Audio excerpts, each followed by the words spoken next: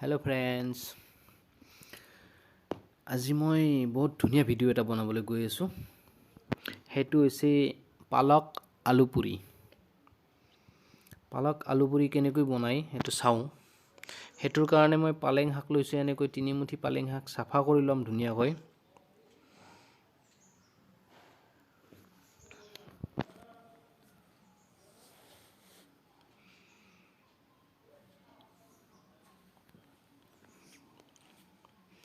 এনেকৈ গোটেইখিনি শাক মই চাফা কৰি লৈছোঁ।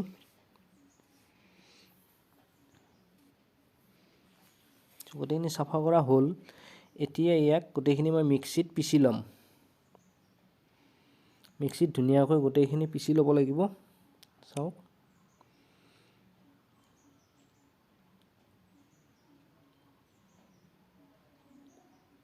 অলপ পানী দি লৈছোঁ, একেবাৰে শুকান হ'লেও বেয়া। তাৰপিছত এনেকৈ এই বাতিটোৰে 3 বাতি আটা লৈছোঁ। আটা দেই, ময়দা নহয়, আটা। এনেকৈ পিচি লৈছোঁ ধুনীয়াকৈ। কিমান ধুনীয়া গ্ৰীণ সেউজীয়া হৈছে। এতিয়া আটাখিনি ধুনীয়াকৈ গুলি ল'ম। একেবাৰে দিব নালাগে, অলপ অলপকৈ দিলেই হ'ল। পানী ইউজ নকৰোঁ মই। অকণমান মছলাও দিম ইয়াতে। অকণমান জিৰাৰ গুড়ি দিছোঁ।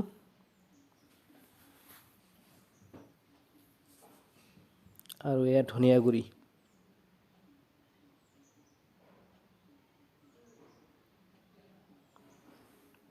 এতিয়া ইয়াক ধুনীয়াকৈ মিক্স কৰি ল'ম। চাওক, এনেকৈ মই হাতেৰে ধুনীয়াকৈ মিক্স কৰি লৈছোঁ। পালেং শাকখিনি অলপ অলপকৈ দিব লাগিব, কাৰণ একেলগে দিলেও পনীয়া হ'ব পাৰে। যিহেতু পানী ইউজ নকৰোঁ, এনেকৈ অলপ অলপকৈ দি কিনে মই গোটেইটো ধুনীয়াকৈ মাৰি লৈছোঁ। চাওক কিমান ধুনীয়া হৈছে, সেউজীয়া।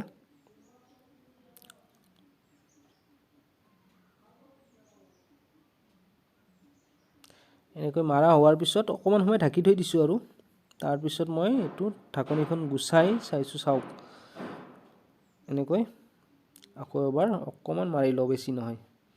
কিমান ধুনীয়া হৈছে, দেখিবৰ কাৰণে বহুত ভাল লাগিছে। এতিয়া সৰু সৰু লাৰু বনাব লাগিব। এনেকৈ লাৰু বনাই আলু বইল কৰি ৰাখিছিলোঁ। বইল কৰি পিটিকা বনাই ৰাখিছিলোঁ। তাক এতিয়া ভিতৰত এনেকৈ দিব লাগে।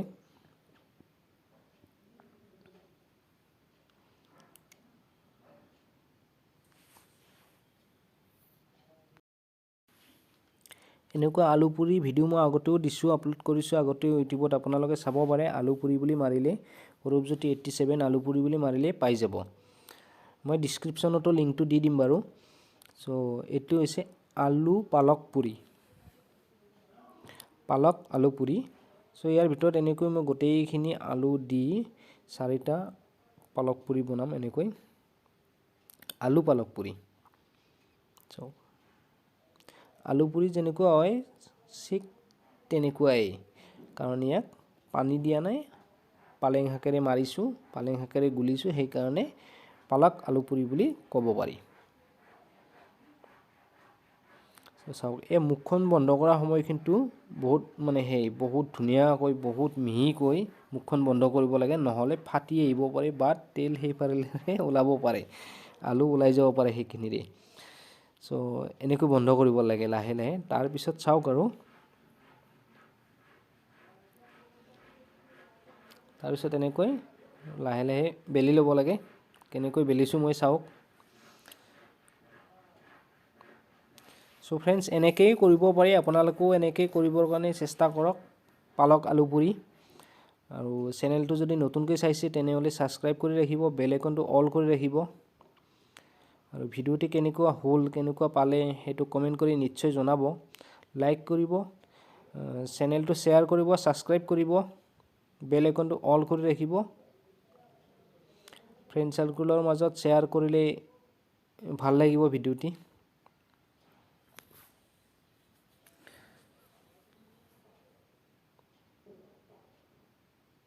শেষলৈকে চাওক ভিডিঅ'টি কেনেকুৱা হয় পালক পুৰি দেখিবৰ কাৰণে কেনেকুৱা হ'ব আলু পালক পুৰি বহুত ধুনীয়া বহুত সোৱাদ লগা হয়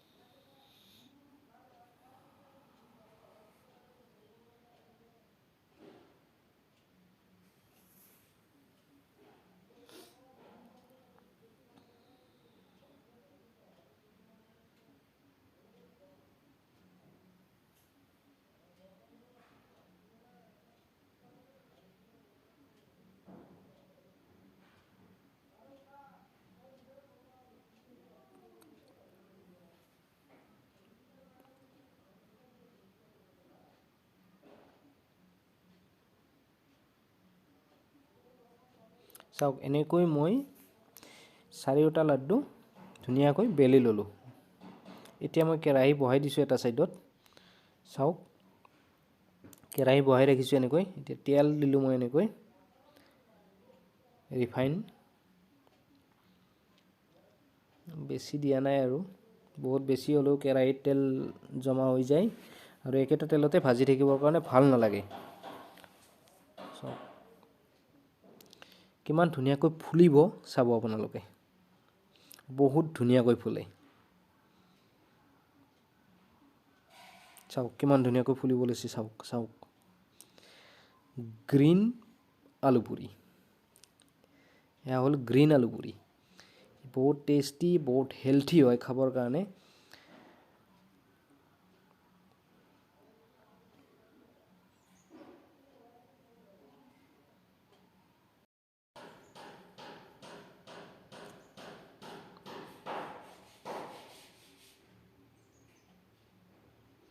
বহুত ধুনীয়াকৈ ফুলে বনাবৰ কাৰণে বহুত সহজ হয় একেবাৰে ইজি সো বন্ধুসকল সকলোৱে চেষ্টা কৰক ভাল লাগিব খাই বহুত ভাল পাব সো মোৰ এতিয়ালৈ গোটেইকেইটা আলু পালক পুৰি ফ্ৰাই কৰা হৈ গ'ল এতিয়া মই খাবৰ কাৰণে ৰেডি কৰি লৈছোঁ চাওক আলু ভাজি গৰম গৰম আলু ভাজিত ধোঁৱা ওলাই আছে একেবাৰে খাবৰ কাৰণে মজা হৈছে আৰু চাওক কিমান ধুনীয়া লাগিব খাই আপোনালোকে ইমেজিন কৰক সো ফ্ৰেণ্ডছ কমেণ্ট কৰিব নিশ্চয় লাইক কৰিব আৰু চেনেলটি ছাবস্ক্ৰাইব কৰি ৰাখিব আকৌ ভিডিঅ'টি চোৱাৰ কাৰণে সকলোকে ধন্যবাদ